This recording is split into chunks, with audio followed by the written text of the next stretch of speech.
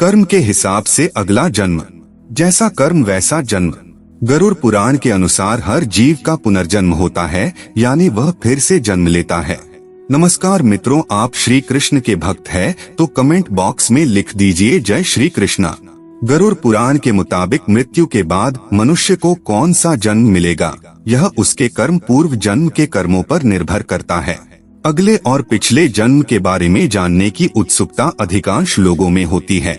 अगले जन्म को लेकर लोगों के मन में जिज्ञासा होती है कि वे मनुष्य बनेंगे या पशु या फिर कीड़े मकोड़े, यदि इंसान बनेंगे। कई लोगों के मन में यह भी सवाल आता है, महिला के रूप में जन्म लेंगे या पुरुष के रूप में। हिंदू धर्म में ऐसा उल्लेख मिलता है कि जो इंसान जन्म लेता है उसकी मृत्यु अवश्य होती है। परंतु क्या आप जानते हैं कि मनुष्य मरने के बाद कौन सी योनि में जन्म लेता है? गरुड़ पुराण हिंदू धर्म के महापुराणों में से एक है। इसमें जन्म, मृत्यु और मृत्यु के बाद की घटनाओं का विस्तार पूर्वक वर्णन मिलता है। इस पुराण में ऐसी कई बातें बताई गई हैं जिन्हें अपनाने से व्यक्ति अपने जीवन की स्थिति सुधार सकता है।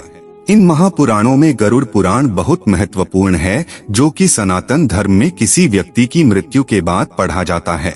गरुड़ पुराण में भगवान विष्णु और गरुड़ पक्षी के बीच बातचीत को बताया गया है। साथ ही इसमें व्यक्ति के चरित्र के बारे में भी बताया गया है। ईश्वर की दृष्टि में जो अच्छे कर्म यानी आपके काम होते हैं उसे पुण्य कहा जाता है, और जो बुरे कर्म होते हैं उन्हें पाप कहा जाता है।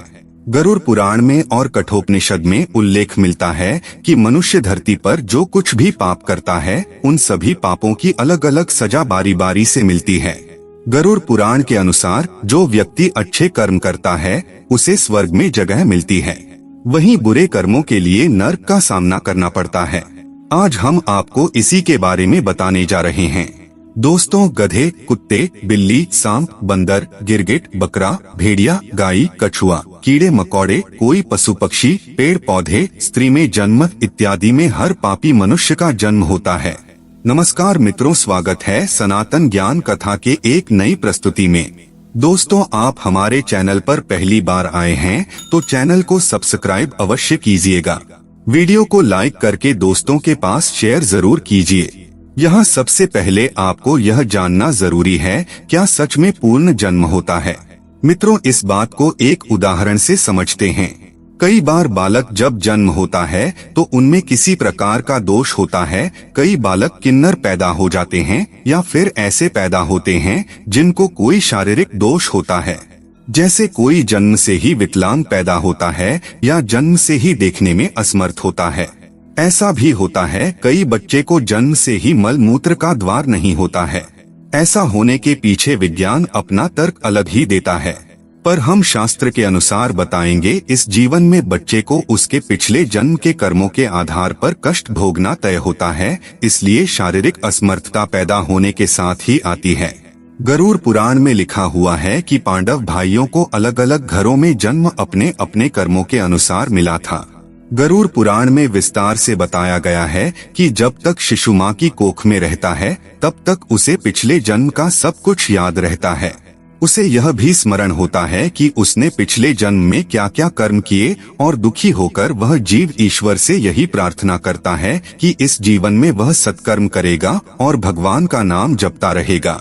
शिशु माता के गर्भ से निकलकर इस पृथ्वी लोक पर आता है, ईश्वर की उसकी स्मृति खत्म कर दी जाती है, यानी कि उसके दिमाग से पिछले जन्म का बातें भुला दिया जाता है, और वह जीव फिर से सब कुछ मोह माया में कुछ ऐसा उलझ जाता है कि परमात्मा के लिए उसके पास समय ही नहीं बचता है। आइए अपने टॉपिक पर वापस आते हैं। किस क्रम के अनुसार से मिलता है अगले अलग अलग जन्म? पहले कछुए का जन्म। माता पिता को कष्ट पहुंचाने वाली संतान या भाई बहन को प्रताड़ित करने वाले मनुष्य कछुआ की योनि में जन्म लेती है। कई बार गलत कार्य करने वाले यह सोचते हैं कि कोई उन्हें देख नहीं रहा है, इसीलिए कई बार लोग ऐसे पाप कर देते हैं जिनके गंभीर परिणाम इस जीवन अलावा अगले जीवन में भी भुगतने पड़ते हैं। दोस्तों, कछुए का जीवन काल बहुत लंबा होता है। कछुआ 20 या 30 साल नहीं जीता, बल्कि उसका जीवन काल 200 से 300 वर्षों के बीच का होता है, यानी कि इस अपराध की सजा बेहद लंबी है और बहुत कठिन है। स्त्री का जन्म किसे मिलता है? गरुड़ पुराण के अनुसार जब आत्मा को नया जन्म मिलता है तो जन्म पुरुष का हो या स्त्री का, आत्मा को उस शरीर के अनुरूप व्यवहार में ढलकर अपना कर्म करना होता है। शरीर के जरिए कर्म करके ही एक आत्मा अपने जन्म के उद्देश्य को सार्थक भी बना सकती है और निरर्थक भी। अच्छे कर्म करके आत्मा मुक्ति के मार्ग की ओर अग्रसर हो सकती है और बुरे कर्म करके अपनी स्थिति को भविष्य में बदतर बना सकती है। यदि कोई पुरुष महिलाओं वाला आचरण करता है, स्वभाव में महिलाओं वाली आदतें ले आता है, तो ऐसे पुरुषों को अगले जन्म में स्त्री का रूप मिलता है। बंदर की योनि। इस जन्म में मनुष्य योनि मिलने का अर्थ यह नहीं है कि अगला जन्म भी इसी योनि में मिलेगा, क्योंकि जीवन मरण और अगला जन्म सब कुछ कर्मों के आधार पर ही तय होता है। व्यक्ति जन्म लेता है जो अपने मालिक का विश्वसनीय होकर अपने मालिक का विश्वास तोड़ देता है, जिसका सामान्य जीवन काल 20 वर्ष का होता है। दोस्तों, धर्म ग्रंथों में इसके पीछे का कारण कर्म फल दोष बताया गया है। गरुड़ पुराण में मनुष्य के हर कर्म का लिखा जोखा दिया गया है, जो कि केवल उसके पाप पुण्य का निर्धारण करते हैं, बल्कि मरने के बाद मिलने वाली सजा और अगले जन्म की योनि के बारे में भी बताते हैं। जो व्यक्ति लूटपाट, जानवरों का सताना और शिकार करके अपने परिवार का पालन पोषण करता है, उसे अगले जन्म में किसी कसाई के हाथों मृत्यु प्राप्त होती है, यानी वह जानवर का जन्म लेता है। गरुड़ पुराण के मुताबिक जो व्यक्ति मृत्यु के समय भगवान का नाम लेता है तो भगवान उसकी मुक्ति का मार्ग खोल देते हैं। यही वजह है कि शास्त्रों में मरते समय राम नाम लेना महत्वपूर्ण बताया गया है। अगला है गधे का जन्म कौन भोगता है। अब यहाँ आता है कर्म फल सिद्धांत। दोस्तों, गरुड़ पुराण के अनुसार अपने सच्चे मित्र का अपमान करने वाला गधे की योनि भोगता है। गधे का जीवन काल 25 से 30 वर्षों का होता है। अगर आपका पाप क्षमा के योग्य रहा होगा तो कर्म फल सिद्धांत के अनुसार आप गधे की योनि से जल्दी ही मुक्त होकर एक साधारण मृत्यु को प्राप्त हो जाएंगे। कुत्ते के जन्म किसको मिलता है। गरुड़ पुराण में जीव के द्वारा किए जाने वाले कई तरह के पापों और उन पापों के निमित्त जो भी सजा दी जाती हैं, उसके बारे में भगवान विष्णु ने विस्तार से बताया है। धर्म का अपमान करने वाले, पूजा पाठ न करने वाले, जो व्यक्ति धर्म, वेद, पुराण जैसे धार्मिक ग्रंथों का अपमान करता है, हमेशा धर्म का विरोध करता है, ईश्वर के प्रति श्रद्धा भाव नहीं रखता, गरुड़ पुराण के अनुसार ऐसे लोगों का अगला जन्म श्रान यानी कुत्ते के रूप में होता है। कीड़े मकोड़े की योनि। दूसरों की निंदा करने वाला, बुरा बर्ताव करने वाला कीड़े मकोड़े के रूप में ही जन्म लेता है। यह एक ऐसी योनि है जिसमें आप कितने भी प्रतिभाशाली हो, आपने कितना भी हुनर क्यों ना हो, आपको सम्मान कभी नहीं मिलता। उदाहरण के लिए एक चींटी को ही ले लीजिए, नीचे गिरती है, फिर चलती है और मंजिल तक पहुँचे है। हम सबको इस धरती पर अलग अलग योनियों में तब तक जन्म लेना पड़ता है जब तक कि हमको मोक्ष की प्राप्ति नहीं हो जाती। जो व्यक्ति अपनों से लिया हुआ धन वापस नहीं करता या उनसे धन अर्जित करता है, मकोड़े की योनि में जन्म लेता है। योनियों का जीवन काल कितना लंबा होगा वह व्यक्ति के कर्म फल पर निर्भर करता है। छछूंदर का जन्म किसे मिलता है। जो व्यक्ति किसी चीज को चोरी करता है वह तोता बनता है। वही सुगंधित पदार्थ की चोरी करने वाला व्यक्ति छछूंदर के रूप में जन्म लेता है। किंतु यदि अपराध चोरी से बड़ा हो तो और भी कष्टदायी योनि प्राप्त होती है। किन लोगों का होता है उल्लू में पुनर्जन्म। अपनी चालाकी के चलते जो लोग दूसरों को मूर्ख बनाकर ठगी करते हैं और उनका लाभ उठा लेते हैं या काम निकलवा लेते हैं, ऐसे लोगों को मृत्यु के बाद नरक में स्थान मिलता है। साथ ही ऐसे लोग अगले जन्म में उल्लू के रूप में जन्म लेते हैं। जो व्यक्ति पराई स्त्री से संबंध बनाता है उसे कौन सा योनि भोगना पड़ता है। जो व्यक्ति पराई स्त्री से संबंध बनाता है उसे नरक में जाना पड़ता है। गरुड़ पुराण के अनुसार ऐसे पुरुष को वहाँ उसे कई कष्ट भोगने पड़ते हैं और इसके बाद उसे अलग अलग योनियों में एक के बाद एक कई जन्म लेने पड़ते हैं। वह सबसे पहले भेड़िया बनता है, फिर एक कुत्ते के रूप में जन्म लेता है, उसके बाद सियार, फिर गिद्ध, फिर शाम, फिर कौवा और अंत में बगुला बनता है। इन सब योनियों के कष्ट उसे फिर से मनुष्य करने की प्राप्ति होती है। ऐसी शादीशुदा महिला जो किसी गैर मर्द के साथ संबंध बनाती है उसे नरक की यातनाएं भोगनी पड़ती है और ऐसी महिला अगले जन्म में छिपकली, सांप या फिर चमगादड़ के रूप में जन्म लेती हैं। लेकिन जो व्यक्ति किसी स्त्री के साथ जबरदस्ती संबंध बनाता है उसे तो नर्क भोगने और कई योनियों में जन्म लेने के बाद मनुष्य योनि में किन्नर के रूप में जन्म मिलता है। फजुल के गाली गलौज करने वाले को कौन सा योनि मिलता है। दोस्तों, माना जाता है कि कंठ में माँ सरस्वती वास करती हैं।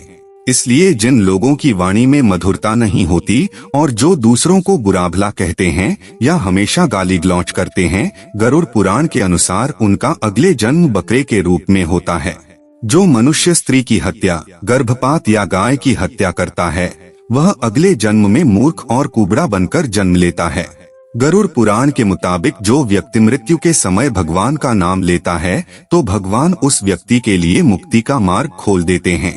यही कारण है कि शास्त्रों में मरते समय राम का नाम लेना महत्वपूर्ण माना गया है। गरुड़ पुराण में बताया गया है कि जो व्यक्ति अपने बड़े भाई का अपमान करता है, समाज के सामने उसे लज्जित करता है, अगले जन्म में वह व्यक्ति कौन नामक पक्षी के रूप में जन्म लेता है। इस योनि में उसे 10 वर्षों तक का कष्ट भोगना पड़ता है, उसके बाद ही उसे मनुष्य योनि प्राप्त होती है।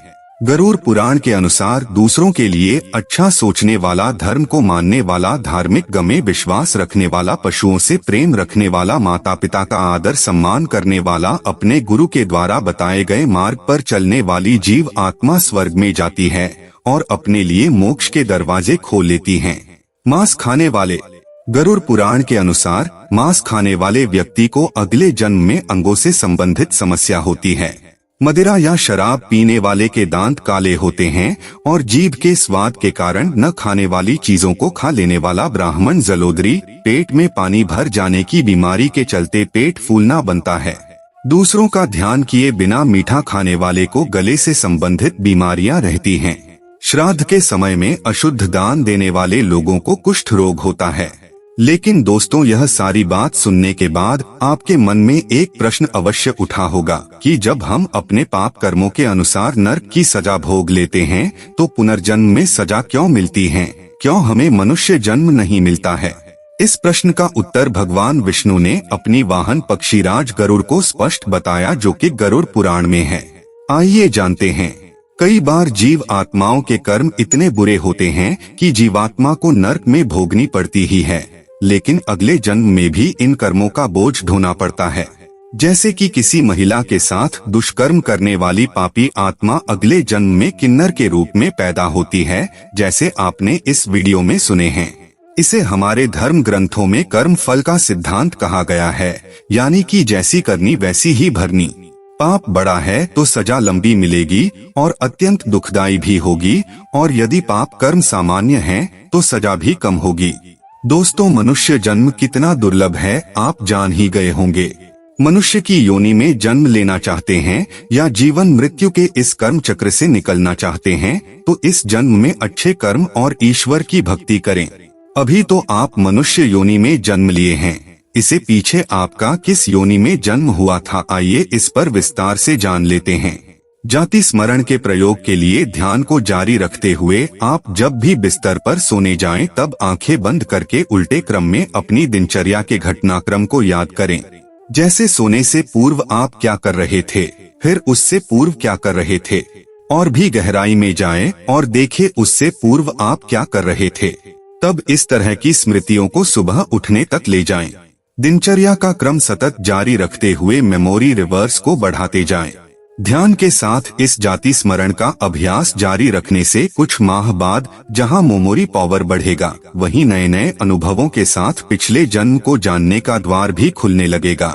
मित्रों, यह साधना कठिन जरूर है, लेकिन योगाभ्यासी के लिए सरल है। सम्मोहन क्रिया से भी पिछला जन्म जाना जा सकता है।